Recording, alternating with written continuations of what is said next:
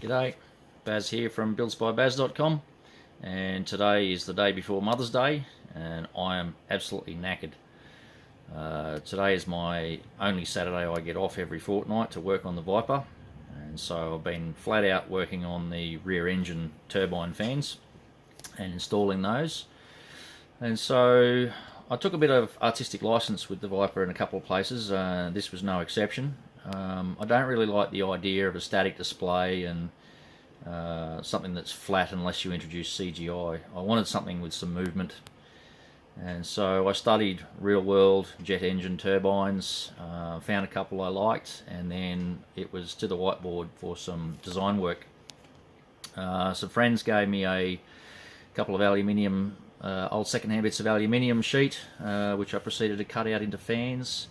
And then my boss was good enough to plasma cut, CNC plasma cut some steel for me, and that was to make up all the vanes that then I had to have a bit of a tidy up, re-drill some of the holes to get the slag out of them, weld up the cones in the centre, and then start to assemble all the vanes.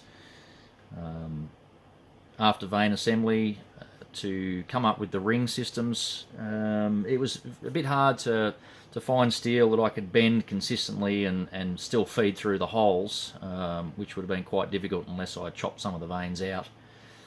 So I went with some 15mm PVC reticulation hose from the local hardware shop for your water, gardening and that sort of thing. So I fed that through, and then it was a matter of installing the fans via a bearing into the cowlings, and then putting the spider vane cage over the top and getting it all to spin flat.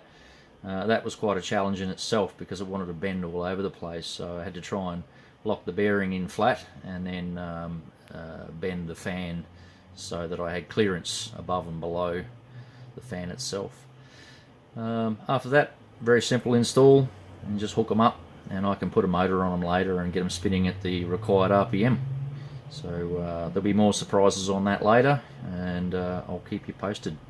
So you want to see the full story and all the bits in between, go to www.buildsbybaz.com, and I'll see you there. Happy Mother's Day. Cheers.